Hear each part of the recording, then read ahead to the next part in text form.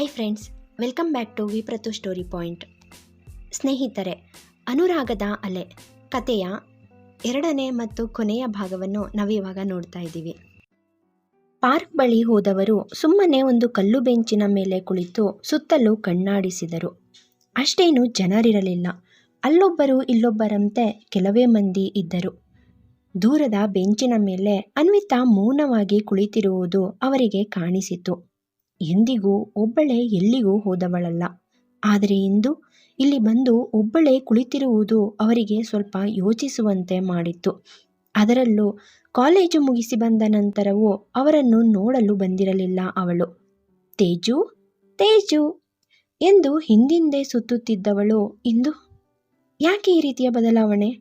ಅರ್ಥವಾಗಲಿಲ್ಲ ಅವರಿಗೆ. ತೇಜಸ್ವಿನಿ ಇದೇ ಯೋಚನೆಯಲ್ಲಿ ಇದ್ದವರು ನಂತರ ನಾನು ಈ ಸಾರಿ ತುಂಬ ತಡವಾಗಿ ಬಂದದ್ದಕ್ಕೆ ಕೋಪ ಮಾಡಿಕೊಂಡು ಮಾತಾಡೋದು ಬೇಡ ಅಂದ್ಕೊಂಡಿರಬೇಕು.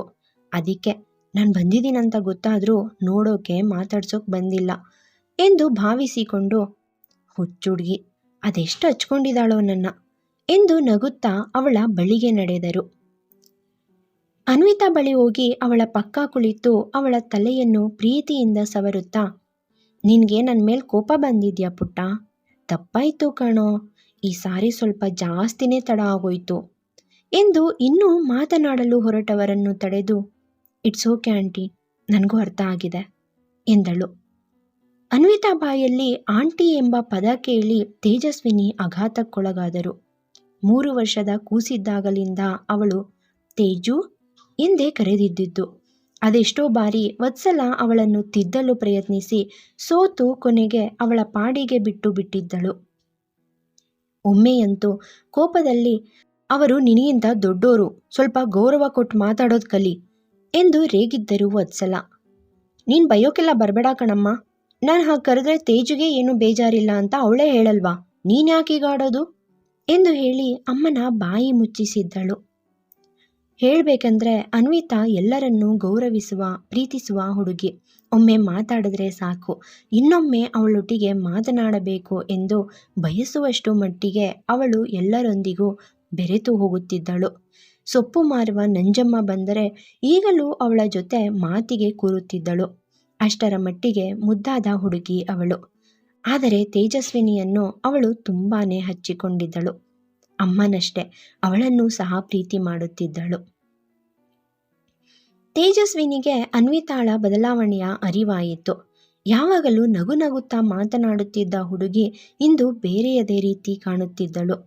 ಜಾಸ್ತಿ ದಿನ ಮಗನ ಮನೆಯಲ್ಲಿ ಉಳಿದು ಬರುತ್ತಿದ್ದ ತೇಜಸ್ವಿನಿಯನ್ನು ನೋಡಿದ ತಕ್ಷಣ ಓಡಿ ಬಂದು ಅಪ್ಪಿ ಮುದ್ದಾಡುತ್ತಿದ್ದಳು. ಆದರೆ ಇಂದು ಅಪ್ಪುವುದಿರಲಿ, ಜಗಳವಾಡುವುದಿರಲಿ, ಮಾತನಾಡಲೇ ಮೀನಾಮೇಷ ಎಣಿಸಿದಂತೆ ಕಂಡಳು. ತೇಜು, ನಿನ್ ಬಿಟ್ಟು ನನಗಿರೋಕ್ಕಾಗಲ್ಲ ಅಂತ ಗೊತ್ತು ತಾನೇ, ಆದರೂ ಯಾಕೆ ಇಷ್ಟೊಂದು ದಿನ ಮಗನ ಮನೇಲಿ ಉಳಿದಿಯೋದು ಎನ್ನುತ್ತಿದ್ದ ಹುಡುಗಿ ಇಂದು ಮುಖ ತಿರುಗಿಸಿ ಕುಳಿತಿದ್ದಳು. ತೇಜಸ್ವಿನಿ ಅನ್ವಿತಾಳನ್ನು 3 ವರ್ಷದ ಮಗುವಿದ್ದಾಗಲಿಂದ ನೋಡಿದ್ದಳು. ಅವಳ ಪ್ರತಿ ಭಾವನೆಗಳನ್ನು ಅರ್ಥೈಸಿಕೊಳ್ಳುತ್ತಿದ್ದ ತೇಜಸ್ವಿನಿಗೆ ಅನ್ವಿತಾಗೆ ತಾನಿಲ್ಲದ ಸಮಯದಲ್ಲಿ ಏನೋ ನೋವಾಗುವಂತಹ ಘಟನೆ ನಡೆದು ಬಂದಿದೆ ಎಂಬುದು ಅರಿವಾಯಿತು. ಮಗನ ಮೇಲೆ ಅನ್ವಿತಾಳಲ್ಲಿ ಮೂಡಿದ್ದ ಪ್ರೀತಿಯನ್ನು ಬಲ್ಲವಳೆ. ವತ್ಸಲ ಏನಾದರೂ ಬೇರೆ ಹುಡುಗನನ್ನು ನೋಡಿದ್ದಾಳೆಯೇ ಎನ್ನುವ ಶಂಕೆ ಮೂಡಿ ಮರೆಯಾಯಿತು. ಅನ್ವಿತಾ ಕೈಯನ್ನು ತನ್ನ ಕೈಗಳಲ್ಲಿ ತಂದುಕೊಂಡು, ಏನಾಯಿತು ಪುಟ್ಟ, ನನ್ನ ಹತ್ರ ಹೇಳಲ್ವಾ ಎಂದು ಮೃದುವಾಗಿ ಕೇಳಿದರು ತೇಜಸ್ವಿನಿ.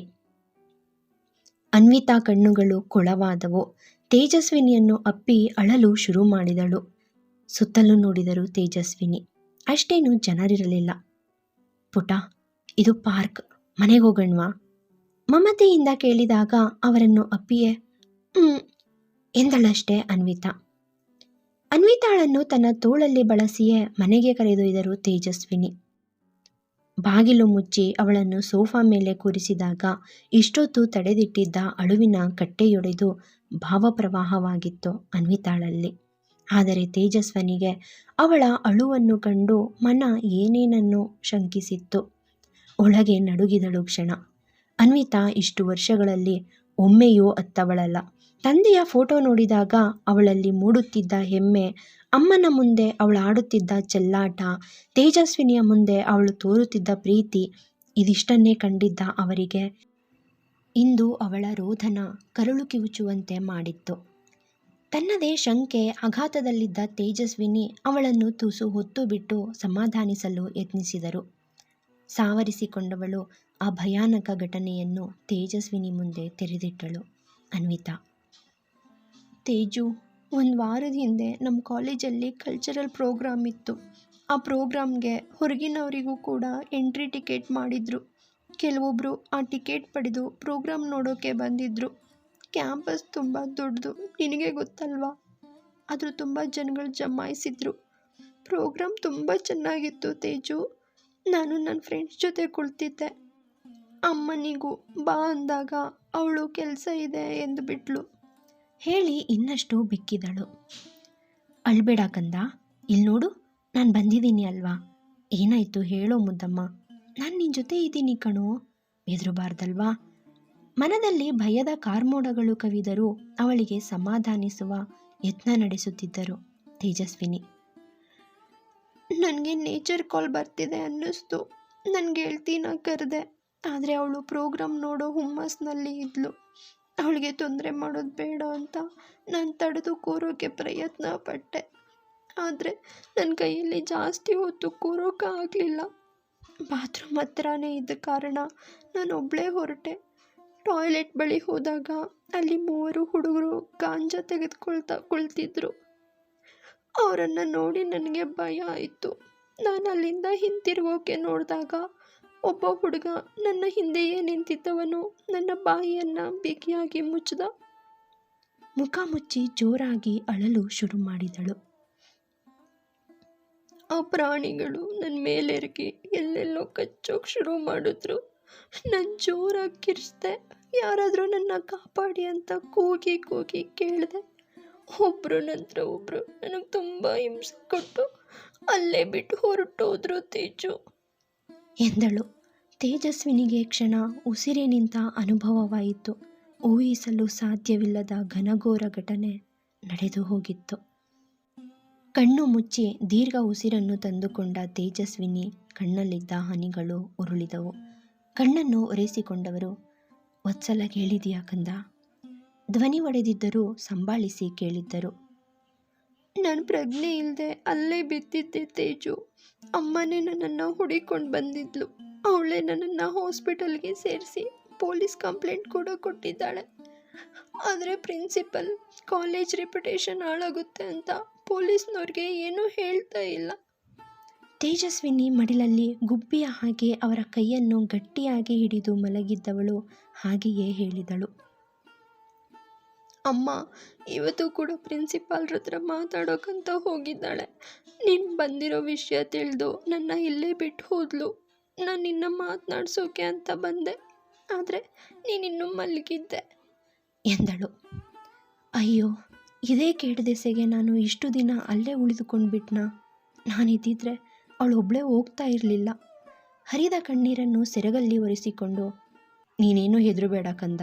ನಿನ್ನ ಮೈಯಲ್ಲಿ ಹರಿತಾ ಇರೋದು ದೇಶಕ್ಕಾಗಿ ಪ್ರಾಣ ಬಿಟ್ಟ ಸೈನಿಕನ ರಕ್ತ. ನಿನ್ನ ಈ ನೋವಿಗೆ ತಕ್ಕ ಶಿಕ್ಷೆ ಅವರಿಗಾಗಲೇಬೇಕು. ಆಗುತ್ತೆ, ದೃಢವಾಗಿ ಹೇಳಿದರು ತೇಜಸ್ವಿನಿ. ಮರುದಿನ ಬೆಳಿಗ್ಗೆ ತೇಜಸ್ವಿನಿ ತನ್ನ ತವರಿಗೆ ಹೋದರು. ಅವರ ತಮ್ಮ ಪೊಲೀಸ್ ಇಲಾಖೆಯಲ್ಲಿ ಉತ್ತಮ ಹುದ್ದೆಯಲ್ಲಿದ್ದರು. ಬಹಳ ವರ್ಷಗಳ ಬಳಿಕ ಮನೆಗೆ ಬಂದ ಅಕ್ಕನನ್ನು ತುಂಬ ಪ್ರೀತಿಯಿಂದ ಆದರಿಸಿ ಸತ್ಕರಿಸಿದರು ಸಮರ್ಥ್ ದೇಶ್ಮುಖ್. ಸಮರ್ಥ್, ನಿನ್ನಿಂದ ಒಂದು ಸಹಾಯ ಆಗಬೇಕಿದೆ ಕಣೋ. ಬಳಿ ಬಂದು ಕುಳಿತ ತಮ್ಮನನ್ನು ಕೇಳಿದರು. ಇಷ್ಟು ವರ್ಷದ ನಂತರ ಬಂದಿದ್ಯಾ, ಅದೇನು ಹೇಳು ಅಕ್ಕ ಎಂದರು. ಅನ್ವಿತಾ, ನಿನಗೆ ಗೊತ್ತಲ್ವಾ ಎಂದವರು ಅವಳ ಮೇಲೆ ನಡೆದ ದೌರ್ಜನ್ಯ, ಪ್ರಸ್ತುತದಲ್ಲಿ ನಡೆಯುತ್ತಿರುವ ಸನ್ನಿವೇಶಗಳನ್ನೆಲ್ಲ ಸವಿಸ್ತಾರವಾಗಿ ವಿವರಿಸಿ, ಅವಳು ಬರೀ ನನ್ನ ನೆರೆಹೊರೆಯವಳು ಅಲ್ಲ ಕಣೋ, ನನ್ನ ಸ್ವಂತ ಮಗಳಿಗಿಂತ ಹೆಚ್ಚು. ಅವಳ ತಾಯಿಯೊಂದಿಗೆ ಇದ್ದುದಕ್ಕಿಂತ ಹೆಚ್ಚು ಸಮಯ ನನ್ನ ಜೊತೆ ಇರ್ತಾಳೆ. ಮನೆ ಮಗಳಂತೆ ಇದ್ದ ಅವಳ ನೋವನ್ನು ನನಗೀಗ ನೋಡೋಕ್ಕಾಗ್ತಾ ಇಲ್ಲ ಮಗ. ಏನಾದರೂ ಸಹಾಯ ಮಾಡು, ಆ ಹುಡುಗಿಗೆ ನ್ಯಾಯ ಸಿಗೋ ಹಾಗೆ ಮಾಡು. ಅಂಗಲಾಚುವಂತೆ ಕೇಳಿ ಅತ್ತೇ ಬಿಟ್ಟರು ತೇಜಸ್ವಿನಿ. ಸಮರ್ಥ್ ಅಲ್ಲಿನ ಪೊಲೀಸ್ ಅಧಿಕಾರಿಯ ಬಳಿ ಮಾತನಾಡಿ 2 ದಿನಗಳಲ್ಲಿ ಆ ಅಕ್ಯೂಸ್ಡ್ನ ಅರೆಸ್ಟ್ ಮಾಡಿ ಲಾಕಪ್ಗೆ ಹಾಕಬೇಕು ಎಂದು ಆಜ್ಞೆ ಮಾಡಿದರು. ಪೊಲೀಸರು ತಕ್ಷಣ ಕಾರ್ಯಪ್ರವೃತ್ತರಾದರು. ಮೊದಲು ಪ್ರಿನ್ಸಿಪಾಲ್ ಮೇಲೆ ಒತ್ತಡ ಹೇರಿದಾಗ ಬೇರೆ ದಾರಿ ಕಾಣದ ಅವರೂ ಕೂಡ ತಮ್ಮ ಕಾಲೇಜಿನ ವಿದ್ಯಾರ್ಥಿಗಳೇ ಎಂದು ಬಾಯಿ ಬಿಟ್ಟಿದ್ದರು. ಈ ವಿಷಯ ತಿಳಿಯುತ್ತಿದ್ದ ಹಾಗೆಯೇ ಪೊಲೀಸರು ಅವರನ್ನು ಅರೆಸ್ಟ್ ಮಾಡಿಕೊಂಡು ಬಂದರು. ತೇಜಸ್ವಿನಿ ತನ್ನ ತಮ್ಮ ಸಮರ್ಥನ ಸಹಾಯದಿಂದ ಒಬ್ಬ ಹೆಸರಾಂತ ಲಾಯರನ್ನು ಕೂಡ ವ್ಯವಸ್ಥೆ ಮಾಡಿದರು. ರಿಪೋರ್ಟ್ ಸ್ಟಡಿ ಮಾಡಿದ ಆಕೆ ಆ ಪ್ರಕರಣವನ್ನು ವಾದ ಮಾಡಿ ನ್ಯಾಯ ದೊರಕಿಸಿಕೊಡುವಂತೆ ಹೇಳಿ ಅನ್ವಿತಾಗೆ ಸಾಧ್ಯವಾದಷ್ಟು ಧೈರ್ಯ ತುಂಬಿದರು. ವತ್ಸಲಾಗೆ ಧೈರ್ಯ ಹೇಳಿದ ತೇಜಸ್ವಿನಿ ಪ್ರತಿ ಹಂತದಲ್ಲೂ ಅವರ ಜೊತೆ ನಿಲ್ಲುತ್ತಿದ್ದರು. ಕೋರ್ಟ್ಗೆ ಅವರ ಜೊತೆಯಲ್ಲಿ ಹೋಗುತ್ತಿದ್ದರು. ಪ್ರತಿ ವಾದ ವಿವಾದಗಳನ್ನು ಗಮನಿಸುತ್ತಲೇ ಇದ್ದರು. ಎದೆಗುಂದಿ ಸಂಯಮ ಕಳೆದುಕೊಂಡು ಅಳುತ್ತಿದ್ದ ವತ್ಸಲಾಗೆ ಧೈರ್ಯ ತುಂಬಿ ನ್ಯಾಯ ಸಿಕ್ಕೇ ಸಿಗುವುದು ಎಂಬ ಮಾತನ್ನು ಸದಾ ಹೇಳಿ ಅವರ ಆತ್ಮವಿಶ್ವಾಸವನ್ನು ಕುಗ್ಗದ ಹಾಗೆ ನೋಡಿಕೊಳ್ಳುತ್ತಿದ್ದರು. ಸದಾ ರೂಮಲ್ಲಿ ಕುಳಿತು ಅಳುತ್ತಿದ್ದ ಅನ್ವಿತಾಳಿಗೆ ಧೈರ್ಯ ಸಾಹಸದ ಮಾತುಗಳನ್ನು ಹೇಳಿ ಅವಳನ್ನು ಪ್ರೋತ್ಸಾಹಿಸುತ್ತಿದ್ದರು. ಮಮತೆಯಿಂದ ಅವಳ ತಲೆ ಸವರಿ ದಿಟ್ಟತನದಿಂದ ಹೋರಾಡಿ ಜಯಿಸಬೇಕು ಎಂದು ಸ್ಫೂರ್ತಿ ನೀಡುತ್ತಿದ್ದರು. ಮೂಲೆ ಸೇರಿ ಬಿಡುತ್ತಿದ್ದ ಅವಳನ್ನು ಒಂಟಿಯಾಗಿ ಬಿಡದೆ ಸದಾ ಅವಳೊಟ್ಟಿಗೆ ಇದ್ದು ಇಂತಹ ಘಟನೆಗಳಲ್ಲಿ ಧೈರ್ಯವಾಗಿ ನಿಂತು ಹೋರಾಡಿದ ಹೆಣ್ಣು ಮಕ್ಕಳ ಕಥೆಗಳನ್ನು ಹೇಳುತ್ತಿದ್ದರು. ಅವಳಿಗೆ ಕಾಲೇಜಿಗೆ ಹೋಗಲು ಸಹ ಪ್ರೋತ್ಸಾಹಿಸುತ್ತಿದ್ದರು. "ನನಗ ಕಾಲೇಜಿಗೆ ಹೋಗೋ ಧೈರ್ಯ ಇಲ್ಲ" ಎಂದು ನಿರಾಕರಿಸಿದಾಗ, "ಅನ್ವಿತಾ, ನೀನು ಯಾರ ಮಗಳು ಅನ್ನೋದನ್ನು ಮರ್ತ್ಯಾ? ಅಪ್ಪ ಸದಾ ನಿನ್ನೊಟ್ಟಿಗಿರ್ತಾರೆ, ಅದು ನಿನಗೂ ಕೂಡ ಗೊತ್ತಲ್ವಾ? ಅದು ಅಲ್ಲದೆ ನೀನು ನಿನ್ನಮ್ಮನ್ನ ನೋಡು, ಚಿಕ್ಕ ವಯಸ್ಸಿನಲ್ಲೇ ಗಂಡನನ್ನು ಕಳ್ಕೊಂಡಿದ್ರು ಈ ಜಗತ್ತನ್ನು ಒಂಟಿಯಾಗಿ ನಿಂತು ದಿಟ್ಟವಾಗಿ ಎದುರಿಸಿದಾಳೆ. ಅಂಥ ಮಹಾನ್ ತಂದೆ ತಾಯಿ ಮಗಳು ನೀನು" ಎಂದು ಧೈರ್ಯ ತುಂಬುತ್ತಿದ್ದರು. "ನಿನ್ನ ಅಮ್ಮನಿಗೆ ಇಷ್ಟು ವರ್ಷಗಳಲ್ಲಿ ಯಾರಿಂದಲೂ ಆ ರೀತಿಯ ಕೆಟ್ಟ ವರ್ತನೆ ಬಂದಿರಲಾರ್ದೆ? ಯೋಚಿಸು ಒಮ್ಮೆ. ಎಲ್ಲ ಸಮಸ್ಯೆಗಳನ್ನು ಎದುರಿಸಿ ನಿನ್ನನ್ನು ಒಬ್ಬಂಟಿಯಾಗಿ ಬೆಳೆಸಿದ್ದಾಳೆ. ನಿನ್ನ ಅಜ್ಜಿ ತಾತ ಒಂದು ಬಾರಿಯೂ ಫೋನ್ ಮಾಡಿ ಅವಳ ಕ್ಷೇಮ ಸಮಾಚಾರ ವಿಚಾರಿಸ್ಕೊಂಡವರಲ್ಲ. ಹೆತ್ತವರ ಇಚ್ಛೆಗೆ ವಿರುದ್ಧವಾಗಿ ಮದುವೆಯಾಗಿ ಇನ್ನೇನು ಸುಖವಾಗಿ ಸಂಸಾರ ಮಾಡಬೇಕು ಅನ್ನುವಷ್ಟರಲ್ಲಿ ನಿಮ್ಮಪ್ಪ ಹಾಗಾದರು. ಹೆತ್ತವರೂ ಇಲ್ಲ, ನಂಬಿ ಬಂದ ಗಂಡನೂ ಜೊತೆಯಲ್ಲಿಲ್ಲ. ಇದೆಲ್ಲವನ್ನು ಸಹಿಸಿ ಸಮಾಜದ ಎದುರು ಬದುಕಿ ತೋರಿಸಿದಾಳೆ ನಿನ್ನಮ್ಮ. ನೀನು ಹೀಗೆ ಭಯ ಪಟ್ಕೊಂಡು ಮನೆಯಲ್ಲಿ ಕುಳಿತಿರೋದು ಎಷ್ಟು ಸರಿ? ನೀನೇ ಯೋಚನೆ ಮಾಡು" ಎಂದು ಹೇಳಿ ಅವಳಿಗೆ ಯೋಚಿಸಲು ಸಮಯ ಕೊಟ್ಟಿದ್ದರು. ಅಮ್ಮ ತನಗಾಗಿ ಕಷ್ಟಪಟ್ಟು ದುಡಿಯುತ್ತಿದ್ದಾಳೆ ಎಂಬುದಷ್ಟೇ ತಿಳಿದಿದ್ದ ಅನ್ವಿತಾಗೆ ಅಮ್ಮನ ನೋವಿನ ಮತ್ತು ಅವಳು ಎದುರಿಸಿರುವ ಸನ್ನಿವೇಶಗಳ ಬದುಕನ್ನು ಕಟ್ಟಿಕೊಳ್ಳಲು ಎಣಗಾಡಿದ ಸಂದರ್ಭಗಳನ್ನು ನೆನೆದು ಅಮ್ಮನ ಮೇಲಿದ್ದ ಗೌರವ, ಅಭಿಮಾನ ಇನ್ನಷ್ಟು ಹೆಚ್ಚಾಗಿತ್ತು.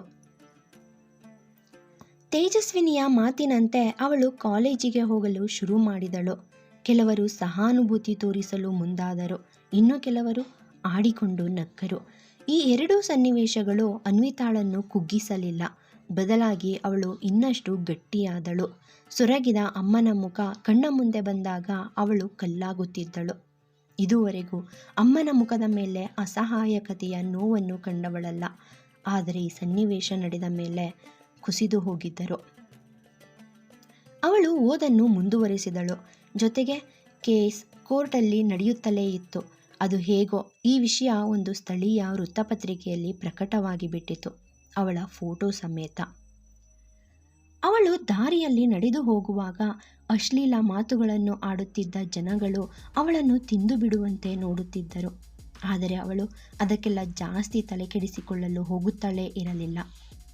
ನಿರ್ಲಕ್ಷಿಸಿ ಬಿಡುತ್ತಿದ್ದಳು. ವತ್ಸಲಾರ ಆತ್ಮವಿಶ್ವಾಸ ತುಂಬಿದ ಕಣ್ಣುಗಳು, ತೇಜಸ್ವಿನಿ ಹೇಳಿದ ಧೈರ್ಯದ ಮಾತುಗಳು ಅವಳಿಗೆ ಶ್ರೀರಕ್ಷೆಯಾಗಿದ್ದವು. ಅನ್ವಿತಾ MSc ಪರೀಕ್ಷೆಗಳು ಮುಗಿದ ತಕ್ಷಣ PhD ಪ್ರವೇಶಕ್ಕಾಗಿ ಫಾರ್ಮ್ ಅನ್ನು ಫಿಲ್ ಮಾಡಿದಳು. ಒಳ್ಳೆಯ ಅಂಕ ಪಡೆದಿದ್ದ ಕಾರಣ ಸುಲಭವಾಗಿಯೇ ಸೀಟ್ ಸಿಕ್ಕಿತ್ತು. ಇದು ಬಹಳವೇ ಖುಷಿ ಸಮಾಚಾರವಾಗಿತ್ತು ತೇಜಸ್ವಿನಿಗೆ. ಅದರ ಜೊತೆಗೆ ಆರೋಪಿಗಳಿಗೆ ಶಿಕ್ಷೆಯೂ ಆಗಿತ್ತು. ಬಹಳ ದಿನಗಳ ನಂತರ ಒಳ್ಳೆಯ ಸುದ್ದಿಗಳು ಅವರ ಜೀವನದಲ್ಲಿ ಬಂದಿದ್ದವು. ಅನ್ವಿತಾಳನ್ನು ಸಂತೋಷದಿಂದ ಅಪ್ಪಿದರು ವತ್ಸಲ. ಅವರ ಕಣ್ಣಲ್ಲಿ ಹನಿಗಳು ಉರುಳಿದವು. ಇಷ್ಟು ದಿನದ ಪ್ರಯತ್ನ ಸಫಲವಾಗಿತ್ತು. ತೇಜಸ್ವಿನಿ ಕಣ್ಣಲ್ಲಿ ಆನಂದದ ಹನಿಗಳು ಮೂಡಿದವು. ಅನ್ವಿತಾ ಆ ಕೆಟ್ಟ ಘಟನೆಯನ್ನು ಸ್ವಲ್ಪವೇ ಮರೆಯಲು ಪ್ರಯತ್ನಿಸಿ ಆ ಆಘಾತದಿಂದ ಹೊರಬಂದಿದ್ದಳು. ಈ ಅವಕಾಶವನ್ನು ಮನಗೊಂಡ ತೇಜಸ್ವಿನಿ, ಈ ಸಂತೋಷದ ಸಂದರ್ಭದಲ್ಲಿ ನನಗೆ ನಿನ್ನಿಂದ ಒಂದೊಳ್ಳೆ ಗಿಫ್ಟ್ ತಗೋಬೇಕು ಅನ್ನಿಸ್ತಿದೆ ಎಂದರು. ಅದೇನು ಬೇಕು ಕೇಳು ತೇಜು, ಮುದ್ದಾಗಿ ಹೇಳಿದಳು ಅನ್ವಿತಾ. ಅವಳ ಇಂತಹ ಮಾತುಗಳನ್ನು ಕೇಳಿ ಅದೆಷ್ಟು ತಿಂಗಳುಗಳು ಆಗಿ ಹೋಗಿದ್ದವು. ನೀನೊಪ್ಪಿದ್ರೆ ನನ್ನ ಮಗನನ್ನು ಮದುವೆಯಾಗ್ತೀಯಾ? ಅಕ್ಕರೆಯಿಂದ ಕೇಳಿದಾಗ ಹಿಡಿದಿದ್ದ ಅವರ ಕೈಗಳನ್ನು ಬಿಟ್ಟು ದೂರ ಸರಿದಳು ಅನ್ವಿತಾ. ತೇಜಸ್ವಿನಿ ವತ್ಸಲ ಕಡೆ ತಿರುಗಿ, ವತ್ಸಲ, ಆಗಿ ಹೋಗೋದಕ್ಕೆ ನಾವು ಯಾರೂ ಜವಾಬ್ದಾರರಲ್ಲ.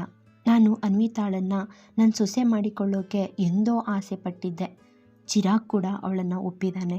ಈ ಖುಷಿ ಸಮಾಚಾರವನ್ನು ನಿಮಗೆ ಸರ್ಪ್ರೈಸ್ ರೀತಿಯಲ್ಲಿ ಹೇಳ್ಬೇಕು ಅಂದ್ಕೊಂಡಿದ್ದೆ.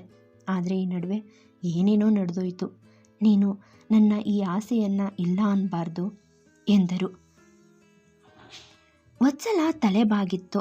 ಅದೆಷ್ಟೇ ಧೈರ್ಯದ ಹೆಣ್ಣಾದರೂ ಮಗಳ ಮೇಲೆ ನಡೆದ ದೌರ್ಜನ್ಯ ಅವರನ್ನು ಹಣ್ಣಾಗಿಸಿತ್ತು. ಅದಲ್ಲದೆ ತೇಜಸ್ವಿನಿ ಹೇಳುತ್ತಿರುವ ಮಾತು ಸುಲಭಕ್ಕೆ ಒಪ್ಪುವ ಹಂತದಲ್ಲಿ ಇರಲಿಲ್ಲ ಅವರು. ಇದೇಗೆ ಸಾಧ್ಯ ತೇಜಸ್ವಿನಿ? ಮದುವೆಯಾಗೋ ಪ್ರತಿ ಹೆಣ್ಣು ಗಂಡಿಗೂ ಅವರದೇ ಆದ ಮಧುರ ಕನಸುಗಳಿರುತ್ತವೆ. ನಮ್ಮನ್ನು ಮುಂದೆ ಹೇಳಲಾಗದೆ ಬಾಯಿಗೆ ಸೆರಗಡ್ಡ ಹಿಡಿದರು. ಮದುವೆ ಅಂದರೆ ಬರೀ ದೇಹ ಸುಖ ಅಂತಷ್ಟೇ ಅಂದ್ಕೊಂಡಿದ್ಯಾ ನೀನು? ಇದರಲ್ಲಿ ಅವಳು ತಪ್ಪೇನಿದೆ ವತ್ಸಲ? ಏನು ಮಾಡದ ಅವಳು ಶಿಕ್ಷೆ ಅನುಭವಿಸೋದು ಎಷ್ಟು ಮಟ್ಟಿಗೆ ಸರಿ ಹೇಳು? ನೀನು ಹೇಳೋ ರೀತಿ ನೋಡಿದ್ರೆ ನೀನು ಅವಳಿಗೆ ಮದುವೆಯನ್ನೇ ಮಾಡೋದಿಲ್ವೇ? ಬಿರುಸಾಗಿ ಕೇಳಿದರು ತೇಜಸ್ವಿನಿ. ಆಗಲ್ಲ ತೇಜಸ್ವಿನಿ, ಮೊದಲಾಗಿದ್ದರೆ ಹೇಗೋ ಅನ್ಬಹುದು. ಚಿರಾಗ್ ಕೂಡ ಅವಳಿಗೆ ಹೀಗಾಗೋ ಮೊದಲು ಹೇಳಿದ್ದು. ಈಗ ಅವನ ಅಭಿಪ್ರಾಯ ಬದಲಾಗಿರಬಹುದು ಅಲ್ವಾ? ಅವನ ಮೇಲೆ ಒತ್ತಾಯ ಇರೋದು ತಪ್ಪಾಗುತ್ತೆ. ಮನದ ದುಗುಡವನ್ನು ಅರ್ಥೈಸುವ ಪ್ರಯತ್ನ ಮಾಡಿದರು. ಅವಳು ಹೇಗೇ ಇರಲಿ, ಅವಳು ನನ್ನವಳು ಅಂತ ನನ್ನ ಮನಸ್ಸು ಅದು ಯಾವಾಗೋ ಅವಳನ್ನು ಒಪ್ಕೊಂಡು ಬಿಟ್ಟಿದೆ ಆಂಟಿ. ಮದುವೆ ನಿಮ್ಮ ಮತ್ತು ಸಮಾಜದ ಎದುರು ಈ ಬಂಧಕ್ಕೆ ಮುದ್ರೆ ಹೊತ್ತೋ ಸಾಕ್ಷಿ ಅಷ್ಟೆ. ಅವಳು ಅದು ಯಾವತ್ತೋ ನನ್ನ ಹೆಂಡತಿ ಆಗೋಗಿದ್ದಾಳೆ ಎನ್ನುತ್ತಾ ಬಂದ ಚಿರಾಗ್ನನ್ನು ನೋಡಿ ವತ್ಸಲ ಕಣ್ಣುಗಳು ಅಚ್ಚರಿಯಿಂದ ಅರಳಿದವು. ತೇಜಸ್ವಿನಿ ಮಗನ ಕೈ ಹಿಡಿದುಕೊಂಡರು. ಅನ್ವಿತಾ ಸಂಕೋಚದಿಂದ ತನ್ನ ರೂಮು ಸೇರಿಬಿಟ್ಟಳು. ಆಂಟಿ, ನನಗೆ ಅವಳ ಮಗುವಿನಂಥ ಮನಸ್ಸಿನ ಮೇಲೆ ಪ್ರೀತಿ ಆಗಿರೋದು. ಅದನ್ನು ಕಲ್ಮಶ ಮಾಡೋಕ್ಕೆ ಯಾರಿಂದಲೂ ಸಾಧ್ಯ ಇಲ್ಲ ಅಲ್ವಾ? ನನಗೆ ಆ ನಿಷ್ಕಲ್ಮಶ ಹೃದಯನೇ ಬೇಕಾಗಿರೋದು ಎಂದನು. ಬಂದು ಅವನ ಕೈ ಹಿಡಿದು ಕಣ್ಣಿಗೊತ್ತಿಕೊಂಡ ವತ್ಸಲ, ಚಿರಾಗ್ ಎಂದವರಿಗೆ ಮುಂದೆ ಮಾತನಾಡಲು ಸಾಧ್ಯವಾಗಲೇ ಇಲ್ಲ. ನೀನು ಚಿರಾಗ್ ಬಗ್ಗೆ ತಪ್ಪು ತಿಳ್ಕೊಂಡಿದ್ದೆ ವತ್ಸಲ. ಈ ಘಟನೆಯನ್ನು ಅನ್ವಿತಾ ನನ್ನ ಬಳಿ ಹೇಳ್ದಾಗಲೇ ನಾನು ಅವನೊಟ್ಟಿಗೆ ಚರ್ಚೆ ಮಾಡಿದ್ದೆ. ನನ್ನ ಮನಸ್ಸು ಗಟ್ಟಿಯಾಗೇ ಇತ್ತು. ಆದರೆ ಚಿರಾಗ್ ಆ ಸಮಯದಲ್ಲಿ ನಡೆದುಕೊಂಡ ರೀತಿ ನನಗೆ ನನ್ನ ಮಗನ ಮೇಲೆ ಹೆಮ್ಮೆ ಮೂಡೋ ಹಾಗೆ ಮಾಡ್ತು. ಪ್ರತಿ ಬಾರಿ ಇಲ್ಲಿ ನಡೆಯೋ ವಿದ್ಯಮಾನಗಳನ್ನು ಪ್ರತ್ಯೇಕವಾಗಿ ವಿಚಾರಿಸಿ ತಿಳ್ಕೊಳ್ತಿದ್ದ. ಆ ಲಾಯರ್ ಯಾರು ಗೊತ್ತಾ? ನಮ್ಮ ಚಿರಾಗ್ ಕ್ಲಾಸ್ಮೇಟು. ಅವಳಿಗೆ ಎಲ್ಲವನ್ನ ವಿವರಿಸಿ ಈ ಕೇಸ್ನ ತಗೊಳ್ಳೇಬೇಕು ಅಂತ ಒತ್ತಾಯ ಮಾಡಿದವನು ಚಿರಾಗೆ ಎಂದಾಗ ವತ್ಸಲ ಗಂಟಲುಬ್ಬಿ ಬಂದಿತ್ತು. ಅವನ ಕೈಗಳನ್ನು ಅಣೆಗೊತ್ತಿಕೊಂಡವರು, ಅಮ್ಮ ಮಗ ನಮ್ಮ ಬಾಳಲ್ಲಿ ದೇವ್ರ ಹಾಗೆ ಬಂದಿದ್ದೀರಿ, ನಿಮ್ಮ ಋಣವನ್ನು ನಾನು ಹೇಗೆ ತೀರಿಸಲಿ ಎಂದು ಬಿಕ್ಕಿದರು. ಸಿಂಪಲ್, ನನ್ನ ಕಾಲು ತೊಳೆದು ನಿಮ್ಮ ಮಗಳನ್ನ ದಾರೆ ಎರೆದುಕೊಡಿ. ವರ್ಷ ತುಂಬೋದ್ರೊಳಗೆ ಇಬ್ಬರು ಕೈಗೂ ಒಂದೊಂದು ಮೊಮ್ಮಗು ಬರುತ್ತೆ ಎಂದು ನಕ್ಕನು. ತರ್ಲೆ, ಅಮ್ಮನ ಮುಂದೆ ಆಡೋ ಮಾತಾ ಇದು? ಬೆಂಗಳೂರು ಸೇರಿ ನೀನು ಹಾಳಾಗಿದೆಯಾ ಎಂದು ಅವನ ಕಿವಿ ಹಿಂಡಿದರು ತೇಜಸ್ವಿನಿ. ವತ್ಸಲ ಅವನ ಮಾತಿಗೆ ಮನಸ್ಸಾರೆ ನಕ್ಕರು. ಗುರು ಹಿರಿಯರ ಸಮ್ಮುಖದಲ್ಲಿ ಹೆತ್ತವರ ಆಶೀರ್ವಾದದೊಂದಿಗೆ ಸತಿಪತಿಗಳಾದರು ಚಿರಾಗ್ ಮತ್ತು ಅನ್ವಿತಾ. ಮದುವೆಯಾದ ನಂತರವೂ ಚಿರಾಗ್ ಅವಳ ಓದಿಗೆ ಸಂಪೂರ್ಣ ಬೆಂಬಲ ನೀಡಿದನು. ಅವಳ PhD ಮುಗಿದು ಡಾಕ್ಟರೇಟ್ ಸಹ ಸಿಕ್ಕಿತು. ಈಗ ಅವಳು ಅನ್ವಿತಾ ಬದಲಿಗೆ ಡಾಕ್ಟರ್ ಅನ್ವಿತಾ ಪ್ರಸಾದ್ ಆದಳು. ಈಗ ನೋಡು, ನೀನು ಕೂಡ ಅನ್ವಿತಾ ಪ್ರಸಾದ್ ಆಗಿಬಿಟ್ಟೆ ಎಂದು ಅವಳ ಕಾಲೆಳೆದರು ತೇಜಸ್ವಿನಿ. ಆದರೆ ಅವಳಿಗೆ ಅಂದಿಗೂ ಇಂದಿಗೂ ತೇಜಸ್ವಿನಿ ಅವಳ ಪ್ರೀತಿಯ ತೇಜುನೆ. ಅವರಿಬ್ಬರ ನಡುವೆ ಇದ್ದ ಆ ವಿಶೇಷವಾದ ಸಂಬಂಧ ಹೊಸ ರೂಪವನ್ನು ಪಡೆದುಕೊಂಡು ಇನ್ನಷ್ಟು ಗಟ್ಟಿಯಾದ ಬಿಡಿಸಲಾಗದ ಬಂಧವಾಗಿ ಬೆಸೆದುಕೊಂಡಿತ್ತು. ಸ್ನೇಹಿತರೆ, ಮೊದಲೇ ಹೇಳಿದಂತೆ ಇದೊಂದು ಸಣ್ಣ ಕತೆ. ಹೇಗಿದೆ ಅಂತ ದಯವಿಟ್ಟು ಕಮೆಂಟ್ ಮೂಲಕ ತಿಳಿಸಿ. ಸಿಗೋಣ ಇನ್ನೊಂದು ಹೊಸ ವಿಡಿಯೋ ಜೊತೆಗೆ, ಹೊಸ ಕತೆ ಜೊತೆಗೆ. ಅಲ್ಲಿವರೆಗೂ take care, love you all, bye bye. ಸಿರಿಗನ್ನಡಂ ಗೆಲ್ಗೆ ಸಿರಿಗನ್ನಡಂ ಬಾಳ್ಗೆ.